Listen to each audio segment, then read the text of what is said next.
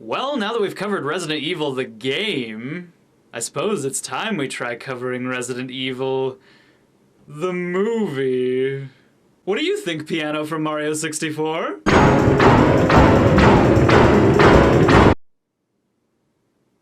sorry I asked you. Oh yes, Resident Evil the movie. Yes, there is a movie, and yes, it is a movie. It came out in 2002, the same year the Resident Evil remake came out, and holy hell is it really fucking stupid. Tell me, have you ever wanted to see a horror movie with incredibly lame zombies, terrible looking creature effects, Milla Jovovich posing naked, unrealistic action sequences, endless exposition dialogue, Milla Jovovich posing naked, silly overblown editing cuts, confusing continuity errors, and Milla Jovovich posing naked? Well, then this film right here is just for you. Can't believe I bought this thing just to hold it up in a video. Here it is. Resident Evil the movie. Okay, before we begin, I need to say something really stupid. Despite the fact that I'm about to make fun of and humiliate this thing to the moon and back, I actually like the Resident Evil movie. A little bit. I like it a little bit. I know, this is great. Now I have wonderful credibility as a film critic, don't I? But yeah, I think Resident Evil is actually alright. The first one, at least. Not the terrible billion other ones that came after it. I mean, if I could give out the #1 award for not the worst movie in the world, I think I would give it to Resident Evil. It's not a great film, and it certainly could have been a hell of a lot better, but compared to most video game to movie adaptations, all of which are extremely revolting, it's not half bad. I mean, compared to Tomb Raider, Mortal Kombat, the Doom movie, and I don't know, Super Mario Brothers. Got no resources, get a great big super, all because of the evil king. Yeah, Resident Evil is one of the better ones. In fact, just behind Silent Hill, it might be the most decent. It's also very dumb, obviously. Let's watch it. At the beginning of the 21st century. So at the beginning of the movie, we're treated to some super serious exposition read by a super serious voice, along with some Marilyn Manson music.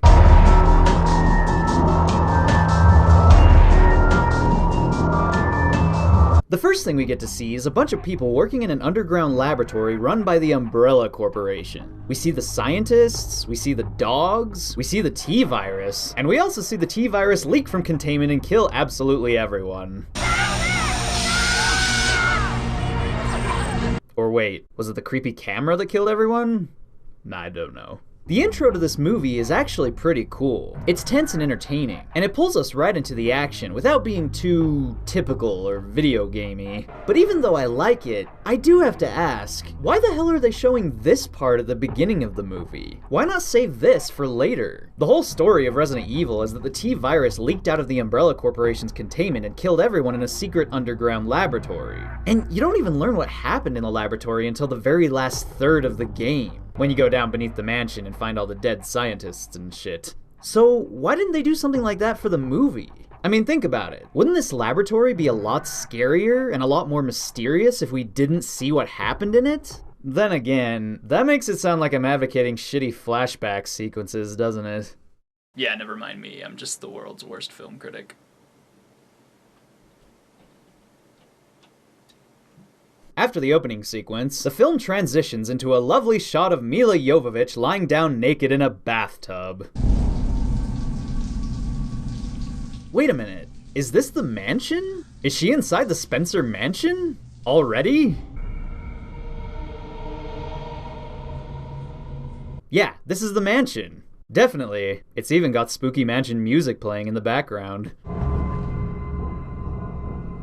Wait, so if this is the mansion, and she lives inside the mansion, who the hell is she? She's not Jill Valentine or anyone from the game. Maybe she's Alexia Ashford. It's Alexia! Or maybe she's Alfred Ashford. Now feel my revenge!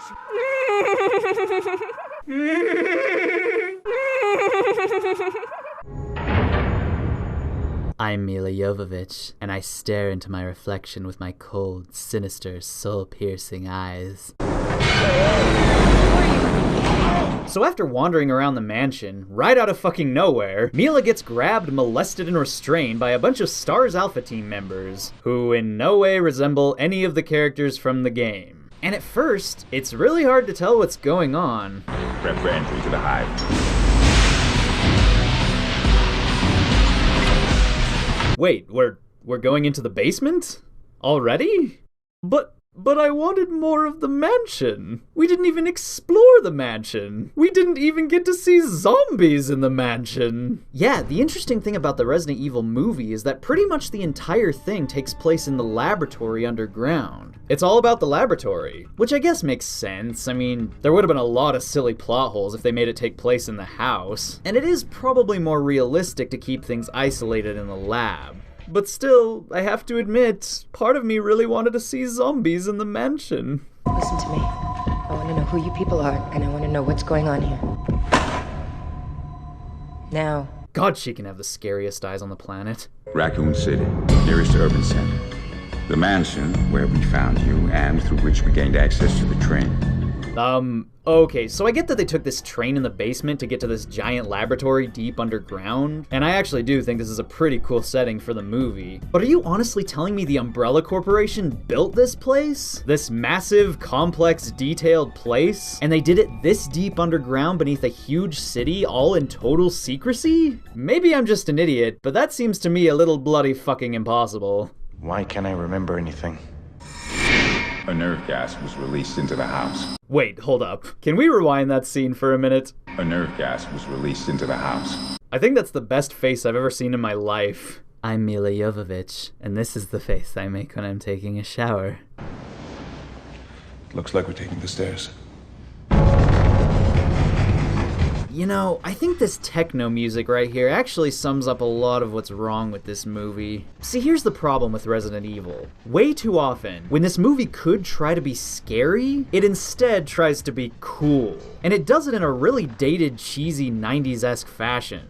It's kinda sad, because unlike the rest of the movies in this series, the first Resident Evil is the only one that actually tries to take itself seriously. It tries to be a real horror movie, and it just fails at it miserably.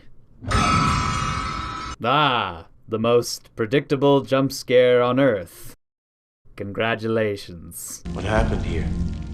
So the main characters start giving us more exposition, which, get used to that, because that's pretty much the whole movie, and they begin to explain how the laboratory was attacked by a computer called the Red Queen. 5 hours ago, Red Queen went homicidal. Sealed the hive and killed everyone down here.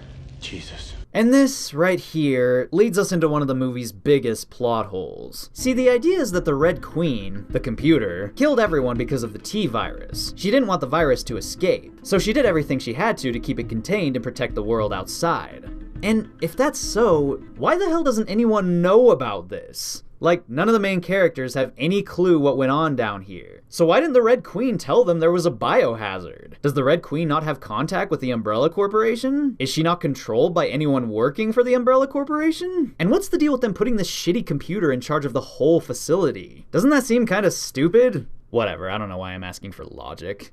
Fucking Resident Evil movies. Oh yes, and here we have the famous laser scene, which is a complete shameless ripoff of the first scene from the movie Cube.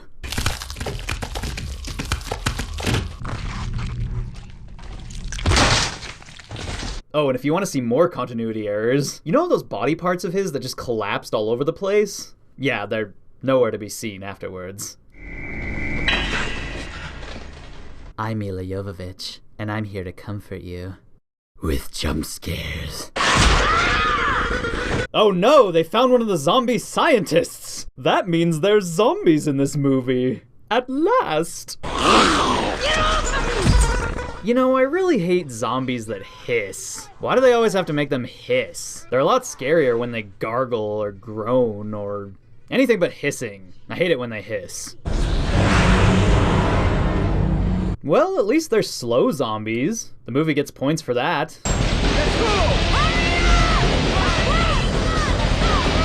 Yeah, see what I'm talking about? It's an action movie. It's not Resident Evil 1, it's Resident Evil 6. See how easy that was? Oh, poor Michelle Rodriguez. If only we'd known something about her little Chris Redfield boyfriend. If the movie didn't have to exposition so much, he could have had a personality before he died. Oh my god, what is that? That is a liquor from Resident Evil 2. And it looks terrible. Seriously, look at that thing. Am I supposed to be scared of that thing? God, I bet even the Star Wars Christmas special had better effects than that.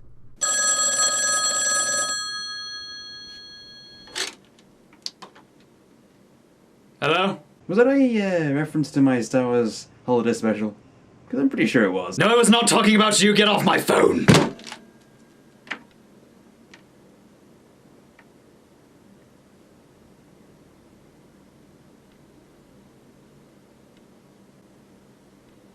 You know what the best thing about this movie is? The freaking zombie dogs are in it.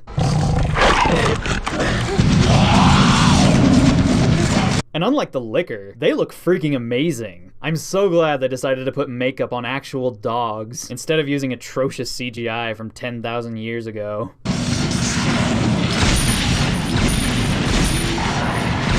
Again, movie, could you please, just for 1 minute, stop trying to be cool and start trying to be scary? Please?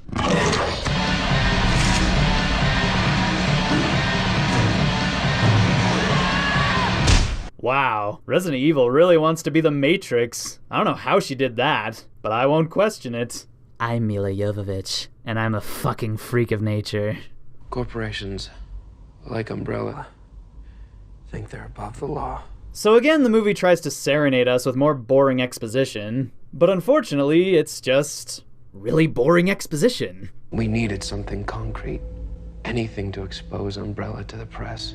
Also, the movie really wants to have a strong political message, but it's Resident Evil. So no. We have to find a way out of this room. What are you doing? So eventually the characters realize they're trapped inside the laboratory, and now have no way to escape with all the zombies running around all over the place. So they decide to ask the homicidal Red Queen computer for advice. Why did you kill everybody down here? The T-virus escaped into the air conditioning system, and an uncontrolled pattern of infection began. The virus is protean, changing from liquid to airborne to blood transmission. Oh my god, exposition is so much fun! I love it. Love it. You know, I will give this movie just a little bit of credit. While it is completely littered with exposition, it doesn't ever really break the sin of show don't tell. I mean, it shows. It always shows. But at the same time, it tells. And tells. And tells. How do you kill them? Severing the top of the spinal column or massive trauma to the brain are the most effective methods. You mean shoot them in the head? Yep, that's the way to do it. In pretty much every zombie movie ever. Oh, look, it's a dark tunnel underground. Another fine chance for the movie to be scary. But again, it's not scary. Hey, it's Michelle Rodriguez's boyfriend again. JD? Can I ask a question about him? Why does he look so good? I didn't mean that in a homosexual way. I meant that in a zombie way. Like, remember when all the zombies were eating him alive? Consuming him like an ocean and ravenously grabbing at his flesh? Yeah, he apparently came out of that looking like this. A few scratches and a significantly bloody face. Shouldn't he be like a skeleton by now? Nothing against homosexuals or this man's handsome face. Just...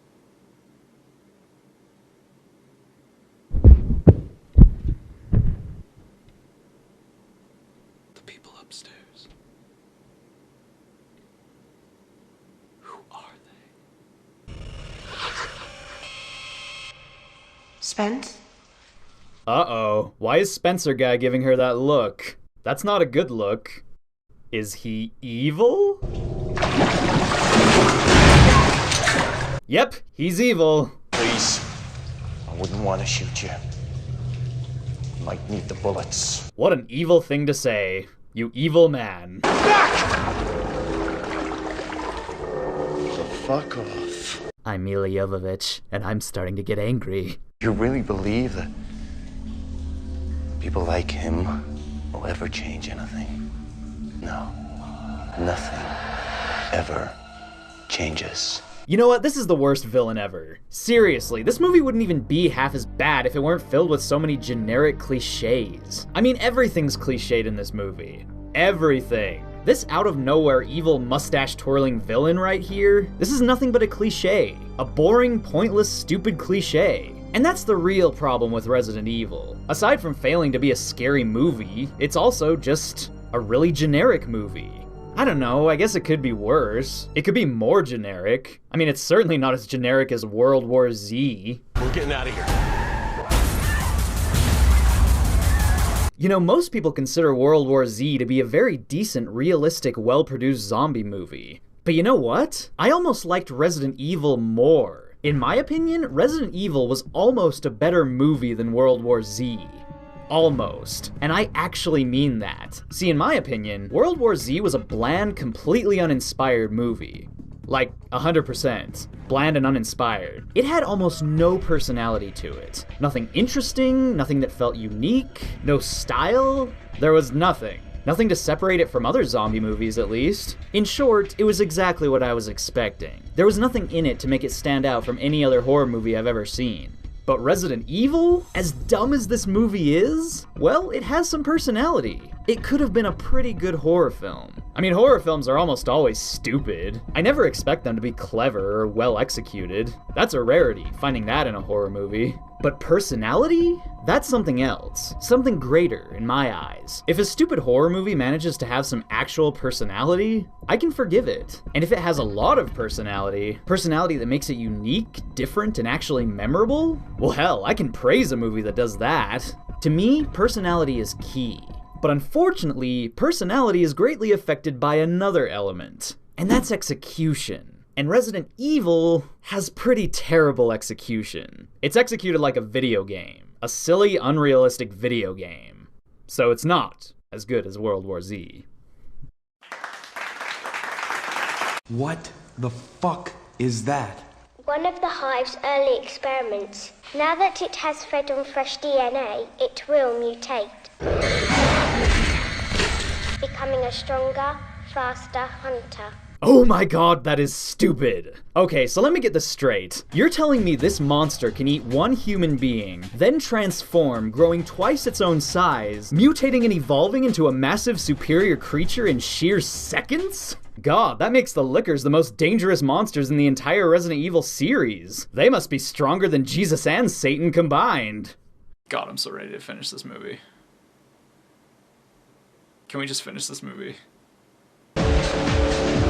So the characters all try to make it out of the laboratory, and on the way, the terrible-looking Licker attacks and serves as the final boss. Open the doors! No! Yeah, keep that techno music playing. It really gets me in the spirit of survival horror.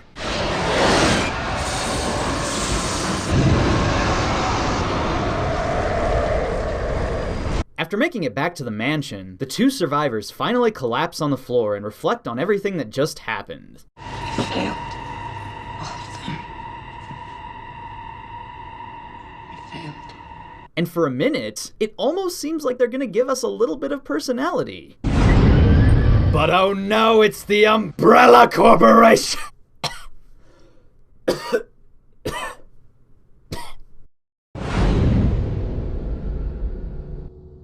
Well, this is a significant change of events.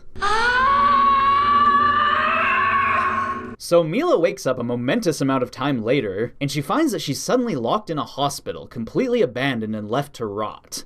Eventually she manages to escape. Somehow. I don't even know. And once she gets outside, oh dear. It looks like the Christians were right all along. The apocalypse has come. And lastly, as the movie draws itself to a close, it leaves you sitting with one strong final thought. They probably would have been better off just making a music video.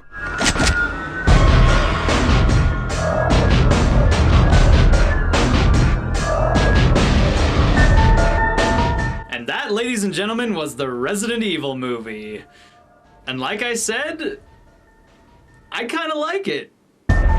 Again, I feel I must reiterate, this is not the worst movie in the world. It could have been a lot worse. While it may be stupid, derivative, possibly a bit rushed, and of course riddled with silly cliches, Paul W.S. Anderson's Resident Evil is at least a faithful adaptation. It gives us the story of Resident Evil, which, to be fair, was a really silly story to begin with. And it makes just enough changes to be interesting, and just enough changes to make it work as a movie. Sure, maybe it doesn't give us hilarious Albert Wesker fights or sexy Jill Valentine scenes like the sequels do, but unlike the rest of the series, this movie tried to take itself seriously. It's less rushed and a little more well thought out than the others, so you have to give it credit for that. And yes, this movie may have a lot of stupid jump scares, with little to no real horror whatsoever. But hey, at least we'll always have the Pop-Tart jump scare from Silent Hill Revelation to remind us how great horror can be. Yeah, Pop-Tart jump scare. Kill yourself. Hey, thank you guys for watching my Resident Evil movie review. Right now, before I go, I'd like to take an opportunity to thank my top supporters on Patreon. WanderGirl108, Jose Garcia, Kira Dude, Nathan Stapleton, Xantippy Pink, Christopher Ulrich, Quantum Clockwork, Ramil Doronio, Noah Vilgrain, and Twinblade Mel. You guys are amazing. That is all.